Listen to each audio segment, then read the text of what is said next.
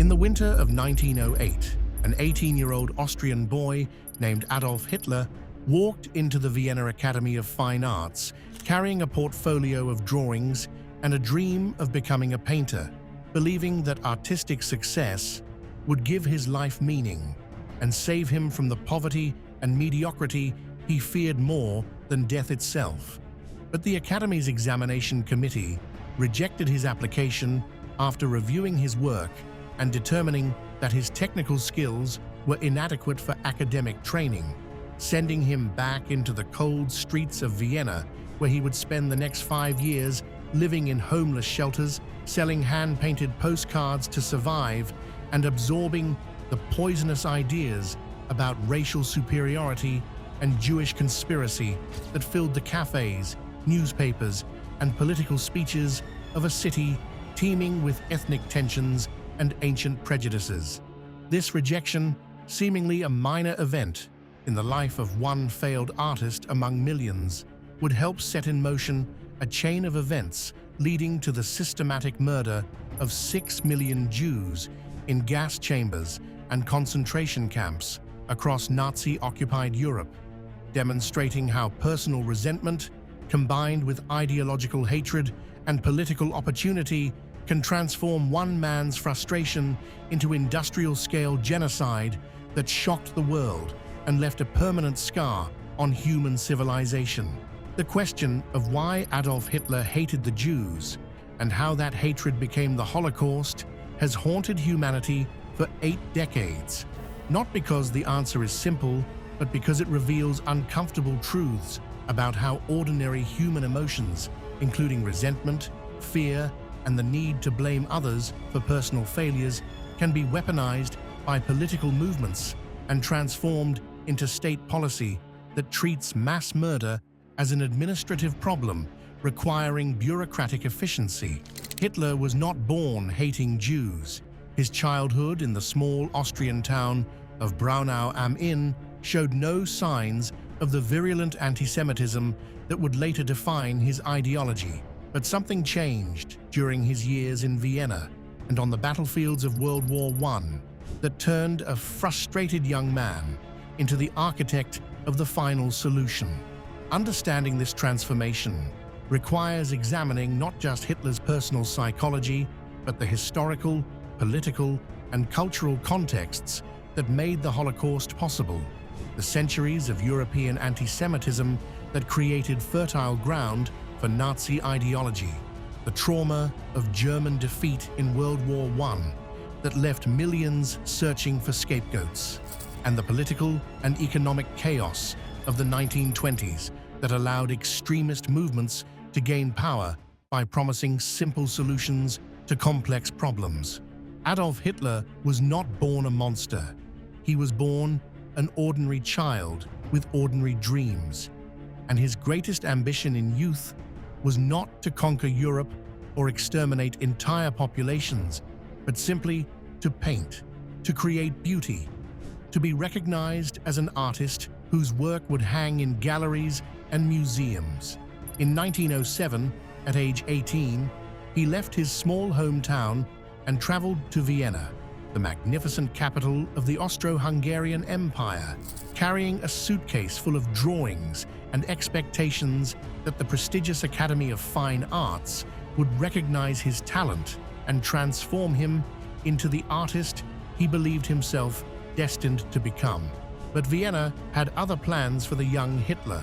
as the Academy rejected his application not once, but twice, with examiners telling him that while his architectural drawings showed some technical skill, his work lacked the creativity and artistic vision required for serious study, a verdict that devastated him and left him directionless in a city where survival required money he did not have and skills he had not developed. What followed were 5 years of poverty and humiliation that Hitler would later describe as the hardest of his life. Years spent living in flophouses and homeless shelters, sleeping on park benches when he could afford nothing better, selling hand-painted postcards and small watercolors to tourists for a few coins that barely kept him fed. The experience was crushing for a young man who had believed himself special, who had dreamed of artistic greatness, and who now found himself among Vienna's desperate underclass with no prospect of escape or redemption. But Hitler was not entirely alone during these dark years, as ideas began to keep him company. Dangerous ideas about race and nation and conspiracy that he found in cheap newspapers, political pamphlets, and the conversations of men who gathered in cafes to blame their failures on forces beyond their control rather than examining their own inadequacies. Early 20th century Vienna was no ordinary city, but rather a boiling cauldron of ethnic tensions and political extremism, where Germans, Hungarians, Czechs, Poles, and Jews all competed for power and resources in the dying days of the Austro-Hungarian Empire, creating conditions where demagogues could gain political support by blaming minority groups for society's problems. The Jewish community in Vienna was particularly visible and successful, comprising roughly 10% of the city's population, but occupying prominent positions in banking, journalism, medicine, law, and the arts, a success that conservative and nationalist politicians portrayed not as the result of hard work and education, but as evidence of a sinister conspiracy to control Christian society. The most influential of these politicians was Karl Lueger, who served as mayor of Vienna from 1897 to 1910 and pioneered the use of antisemitism as an electoral strategy, giving fiery speeches that blamed Jews for everything from rising prices to declining moral standards, while simultaneously maintaining personal friendships with wealthy Jewish citizens whose support he needed. Hitler studied Lueger's techniques carefully, learning that organized hatred could be a powerful political tool when deployed by a charismatic speaker who understood how to channel popular resentments toward convenient scapegoats. Lueger demonstrated that voters did not care about logical consistency or factual accuracy, but responded to emotional appeals that confirmed their existing prejudices and offered simple explanations for complex problems. Lessons that Hitler would apply with devastating effectiveness 2 decades later. Beyond political speeches, Hitler absorbed racist ideology from writers like Lanz von Liebenfels, who published magazines promoting pseudo-scientific theories about Aryan racial superiority and warning that intermarriage with inferior races would lead to the degeneration of European civilization. These publications mixed poorly understood Darwin with mystical nonsense about ancient Aryan gods and sacred bloodlines, creating a toxic worldview where human worth was determined by ancestry rather than character or achievement. For a failed artist searching for meaning and someone to blame for his failures, these ideas provided both comfort and purpose, transforming his personal inadequacies into evidence of a cosmic struggle between superior Aryans and parasitic Jews who supposedly controlled banks, newspapers, and governments to exploit honest Germans. Vienna did not create Hitler's hatred from nothing, but rather provided the ideological framework and political models that gave shape to his resentments, teaching him that anti-Semitism could be more than personal prejudice, but rather a complete worldview that explained history, justified violence, and promised national redemption through racial purification. The city's newspapers printed cartoons depicting Jews with exaggerated features as greedy bankers or revolutionary agitators. Its political parties competed to show which could be most hostile to Jewish influence, and its intellectual culture produced pseudo-scientific theories that would later provide justification for Nazi racial laws and ultimately for genocide itself. On June 28, 1914, a Serbian nationalist assassinated Archduke Franz Ferdinand of Austria in Sarajevo, triggering a chain of declarations and mobilizations that plunged Europe into the catastrophic conflict later known as World War I, and Adolf Hitler, still directionless and impoverished in Munich, where he had moved to avoid Austrian military service, saw in the war an opportunity to finally belong to something greater than himself. He volunteered for the German army despite being Austrian by birth, was assigned as a dispatch runner on the Western Front, where he carried messages between command posts and frontline units under heavy fire, and served with sufficient competence to earn the Iron Cross First Class, a decoration rarely awarded to soldiers of his low rank. Hitler found meaning in military service that had eluded him in civilian life, as the army provided structure, purpose, and a clear enemy to fight, rather than the ambiguous struggles of poverty and failure. But when Germany signed the armistice on November 11, 1918, ending 4 years of slaughter that had killed millions and devastated a generation, Hitler could not accept that his adopted fatherland had been defeated. The German army still occupied foreign territory when the armistice was signed. No Allied soldiers had set foot on German soil, and the frontline troops had not been decisively beaten in the final battles, creating conditions where many Germans, including Hitler, could convince themselves that military defeat was impossible and that Germany must have been betrayed from within. This self-deception gave birth to the Dolchstoßlegende, the stab-in-the-back legend, a conspiracy theory claiming that Germany had not lost the war on the battlefield but had been betrayed by Jews, communists, and socialist politicians who had undermined the war effort and forced the government to accept surrender when victory was still achievable. The theory was factually absurd, as Germany had clearly lost the war through military exhaustion, Allied superiority in resources and manpower,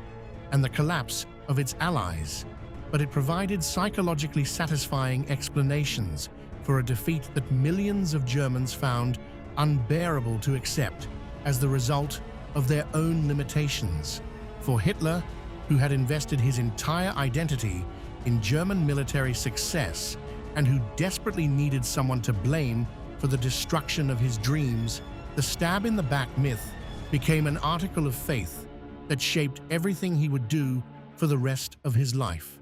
The Treaty of Versailles, signed in June 1919, imposed harsh terms on defeated Germany, including massive reparations payments, loss of territory containing millions of German-speaking people, severe restrictions on military forces, and a clause forcing Germany to accept sole responsibility for causing the war, creating widespread resentment and humiliation that politicians could exploit by promising to restore German greatness through defiance of the treaty and revenge against those who had supposedly betrayed the nation. Hitler, recovering in a military hospital from temporary blindness caused by a British gas attack when he learned of Germany's surrender, experienced what he later described as a revelation that his life's mission would be to avenge this betrayal and restore Germany to its rightful place as Europe's dominant power, a mission that required identifying and destroying the internal enemies who had stabbed Germany in the back. In September 1919, Hitler was assigned by the German army to infiltrate the German Workers' Party, a small nationalist group meeting in Munich beer halls. But instead of reporting on the organization, he joined it and quickly discovered that his ability to give passionate speeches about German grievances and Jewish treachery could move audiences in ways his painting never had. Within months, he had become the party's most effective recruiter and propagandist, transforming it into the National Socialist German Workers' Party, the Nazi Party, and developing the combination of nationalist appeals, anti-Semitic rhetoric, and promises of authoritarian leadership that would eventually bring him to power. Hitler's speeches in the early 1920s followed a consistent pattern, beginning with denunciations of the Treaty of Versailles and the politicians who had accepted it. moving to warnings about the Jewish Bolshevik conspiracy that supposedly threatened to destroy German civilization, and concluding with promises that only a strong leader backed by a racially pure nation could save Germany from complete collapse. The audiences who packed beer halls to hear these speeches were not looking for nuanced policy discussions, but rather for someone who could articulate their rage and give them permission to hate. And Hitler provided exactly what they wanted, with a performance style that combined genuine passion with calculated manipulation of crowd psychology.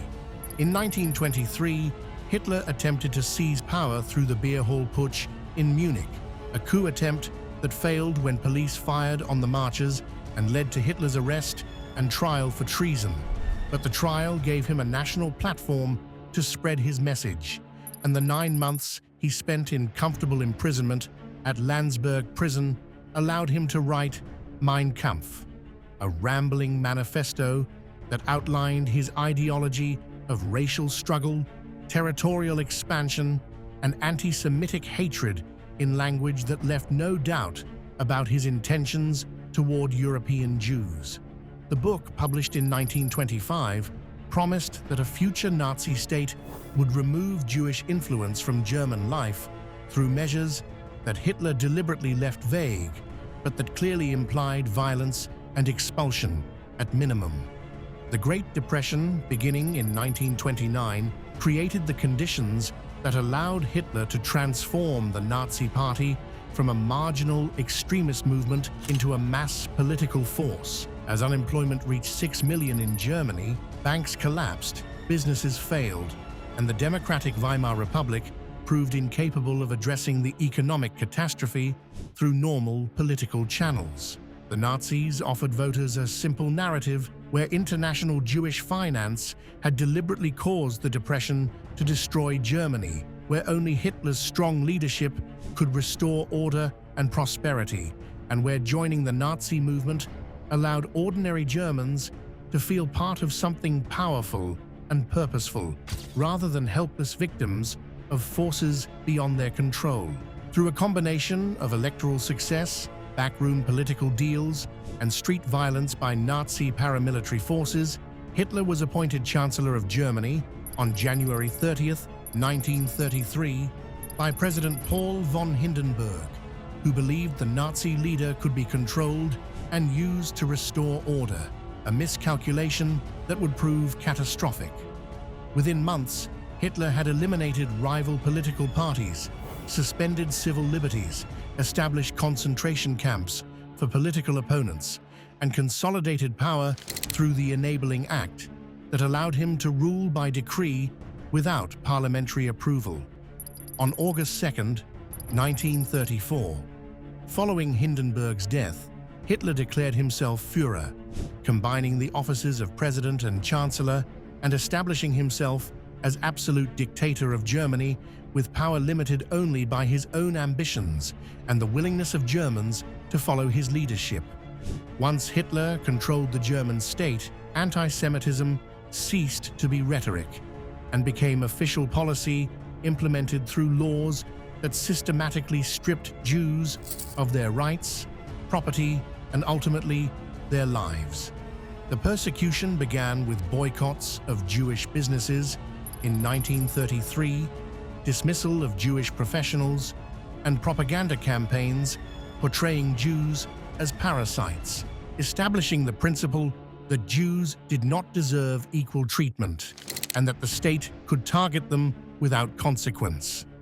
The Nuremberg Laws of September 1935 codified racial definitions determining who counted as Jewish based on ancestry, prohibited marriages between Jews and non-Jewish Germans, and stripped Jews of citizenship, transforming them from citizens with rights into subjects without legal protection. Kristallnacht, on November 9th to 10th, 1938, marked the transition from bureaucratic persecution to open violence as Nazi forces destroyed hundreds of synagogues, looted thousands of Jewish businesses, and murdered nearly 100 Jews while police participated or stood by. demonstrating that the regime would actively encourage violence against Jews without punishment for perpetrators.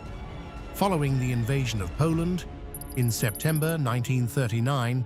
the regime forced Jews into overcrowded ghettos, surrounded by walls and guarded by police, creating conditions where disease, starvation, and executions killed hundreds of thousands before systematic extermination began. The decision to implement the final solution emerged through 1941, as Nazi leaders concluded that expulsion or forced labor were insufficient, and that only complete extermination would achieve a Jew-free Europe. The Wannsee Conference in January 1942 coordinated bureaucratic arrangements for genocide, assigning responsibilities to government agencies and establishing procedures for identifying, transporting, and murdering Jews with industrial efficiency. 6 extermination camps were constructed in occupied Poland during 1942, including Auschwitz-Birkenau, Treblinka, and Sobibor, each designed as a factory for mass murder where victims were transported by rail, selected upon arrival, with most sent immediately to gas chambers disguised as showers, killed with poison gas, and cremated. At Auschwitz, trains arrived daily carrying thousands murdered within hours, their bodies burned in crematoria that operated continuously until more than 1 million people had been killed at that single location. The machinery of extermination was designed and operated by ordinary bureaucrats, engineers, and administrators who approached mass murder as a technical problem requiring rational solutions, creating systems where individual responsibility was so fragmented that participants could convince themselves they were merely following orders rather than committing crimes against humanity. The Holocaust ended in 1945, when Allied forces liberated the concentration camps and discovered evidence of crimes so enormous that many observers initially refused to believe the testimony of survivors or the physical evidence of gas chambers and Nazi records documenting the murder of 6 million Jews, along with millions of Roma, disabled people, and political prisoners. Liberation did not bring immediate relief to survivors who had lost entire families, found their homes destroyed, faced continued anti-Semitism, and spent years in displaced persons camps waiting for countries to accept them as refugees. The creation of the State of Israel in 1948 provided a homeland for many survivors who immigrated to Palestine. But establishment of Israel created new conflicts and did not resolve the trauma survivors carried. The Holocaust destroyed not just individual lives, but entire cultures, as Yiddish-speaking communities that had flourished for centuries in Eastern Europe were annihilated, leaving only scattered survivors to preserve languages and traditions passed down through generations. The Holocaust demonstrated that industrial civilization's capacity for organization and efficiency could be directed toward evil as easily as progress, that ordinary people could participate in genocide when conditioned through propaganda and bureaucratic structures, and that legal and cultural guardrails could be dismantled with shocking speed when political leaders decided certain groups did not deserve to live. The Nuremberg trials prosecuted some Nazi leaders and established legal precedents for accountability, but most perpetrators were never punished, demonstrating the difficulty of achieving justice for crimes committed by entire societies. The phrase "never again" became a promise that the world would prevent another Holocaust, but subsequent genocides in Cambodia, Rwanda, and Bosnia demonstrated that lessons had not been fully learned. The question of why Hitler hated the Jews leads to the larger question of how hatred becomes policy and policy becomes genocide, revealing that the Holocaust resulted not from one evil man, but from the choices of millions who participated, enabled, or remained silent while their neighbors were murdered. If you enjoyed this video, hit the like button and subscribe for more history content covering wars, revolutions, and events that shaped the modern world.